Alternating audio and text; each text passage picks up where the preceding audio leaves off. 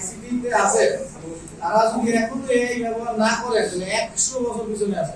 তাহলে জানতে হবে তাহলে জানাই দিচ্ছি দেখেন এখানে প্রথম যেটা আছে এটা বিখ্যাত একটা সাইন এটা দিয়ে মূলত আমরা ডিজাইনাররা প্রথম মজা নেওয়া শুরু করছি এটা আমার ছবিটা আসবে প্রথমটা হচ্ছে নির্দেশনা আর্টিফিশিয়াল ইন্টেলিজেন্স কে চালানোর জন্য প্রম্পট ইঞ্জিনিয়ারিং নামে একটা বিষয় আছে